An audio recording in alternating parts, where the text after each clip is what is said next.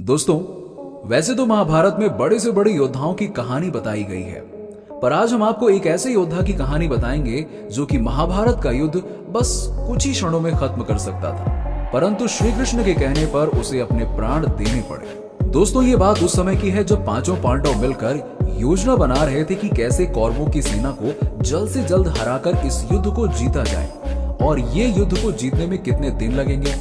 युद्ध की जानकारी जब घटोत्कच के पुत्र और भीम के पोते बर्बरीक को मिली तो वो जल्द से जल्द युद्ध स्थान पर पहुंच गया ताकि वो पांडवों की मदद कर सके।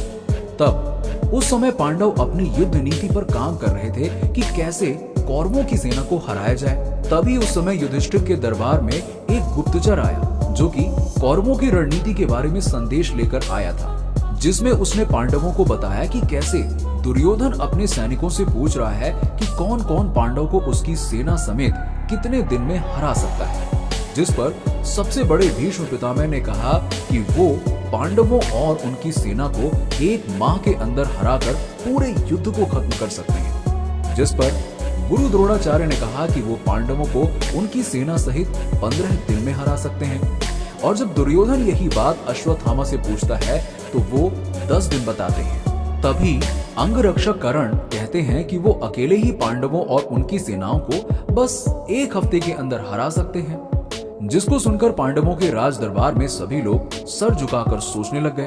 तब युधिष्ठिर ने उस गुप्तचर को दरबार से जाने के लिए कहा और उसके बाद सभी से पूछा कि आप में से कौन कौन कौरवों और उनकी सेना को कितने दिन में पराजित कर सकता है। जिसको सुनकर सभी लोग एक दूसरे की तरफ देखने लग गए। तब अर्जुन बोलते हैं कि ये कैसी बातें कर रहे हो ज्येष्ठ भ्राता, यहाँ पर जितने भी योद्धा खड़े हैं वो कौरवों की सेना को हराने का पराक्रम रखते हैं। इनमें से हर कोई योद्धा इतना ज्यादा ताकतवर है कि वो कौरवों की सेना को अकेले ही हरा सकता है। और आपकी संतुष्टि के लिए मैं बता दूं कि मैं अकेला ही सेना सहित एक ही दिन में सभी कौरवों का नाश कर सकता हूँ। जिसको सुनकर घटोत्कच का पुत्र बर्बरीक बोल पड़ा कि पितामह, मैं आपकी बात से सहमत नहीं हूँ।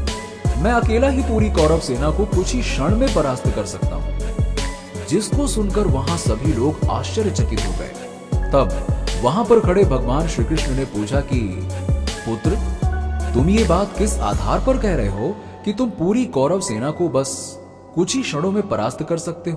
तब बर्बरीक बोलता है कि हे प्रभु, मैं आपको क्या प्रमाण दे सकता हूं कि जो मैंने अभी तक बोला है उसे मैं प्रमाणित कर सकूं। तब श्री वासुदेव कृष्ण बर्बरीक और बाकी लोगों को एक पहाड़ी के नीचे पेड़ के पास लेकर गए, जहां पर उन्होंने कहा कि हे पुत्र बर्बरीक, अगर तुम्हारी बात में सत्य है तो तुम इस वृक्ष के सभी सूखे हुए पत्तों को गिरा कर दिखाओ। जिस पर प्रसन्न होते हुए बर्बरीक ने कहा कि जैसी आपकी इच्छा प्रभु। तब बर्बरीक एक बाण निकालता है और इससे पेड़ पर लगे सभी सूखे पत्तों पर निशाना लगाता है। जिसके बाद वो बाण को छोड़ देता है और वो बाण सभी सूखे पत्तों पर निशाना लगाकर वापस बर्बरीक के पास आ जाता है, जिसमें से कुछ पत्ते नीचे भी गिर जाते हैं, जिसमें से एक पत्ते को भगवान श्री कृष्ण अपने पैरों के नीचे छुपा लेते हैं। जब बर्बरीक अपना दूसरा बाण छोड़ता है तब वो बाण उस पेड़ पर लगे सभी निशान वाले पत्तों को काटकर नीचे गिरा देता है और भगवान श्री कृष्ण के चरणों की तरफ आकर रुक जाता है। तब बर्बरीक कहता है कि प्रभु, आपके चरणों के नीचे मेरे निशान लगा हुआ पेड़ का पत्ता है, कृपया करके हट जाइए। तब श्री कृष्ण कहते हैं कि अब मुझे कोई और प्रमाण की जरूरत नहीं है। मुझे तुम्हारी शक्ति पर पूरा भरोसा है पुत्र कि तुम कौरवों और उसकी सेना समेत सभी लोगों को कुछ ही क्षण में परास्त कर सकते हो। ये बात सुनकर सभी लोग फिर से आश्चर्यचकित हो जाते हैं और भगवान श्री कृष्ण से पूछते हैं कि ऐसा क्यों।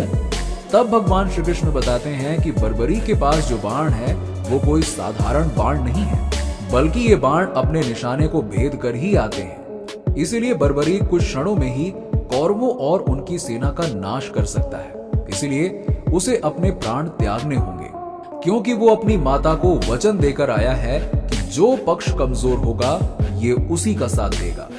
और इस तरह एक दिन बर्बरीक पांडवों की ओर से लड़ेगा, जिसमें वो कौरव की सेना को परास्त कर देगा, और अगले दिन कौरव का पक्ष कमजोर होने के कारण वो उनकी तरफ से लड़ेगा, जिससे वो पांडवों की सेना का नाश कर देगा। इसीलिए बर्बरीक को अपने प्राण त्यागने होंगे, जिस पर वहां खड़े सभी लोग उदास हो जाते हैं।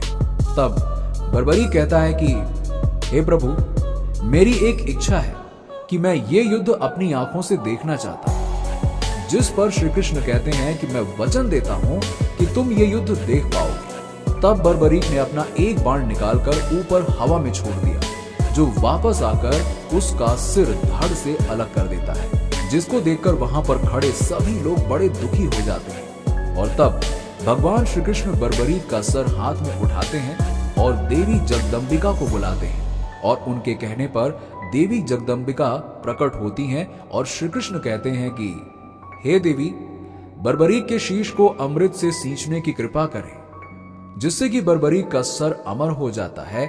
और भगवान श्री कृष्ण अपनी शक्तियों के द्वारा बर्बरीक के शीश को ऊपर पहाड़ की चोटी पर रख देते हैं, ताकि वो आने वाले महाभारत का युद्ध देख सके।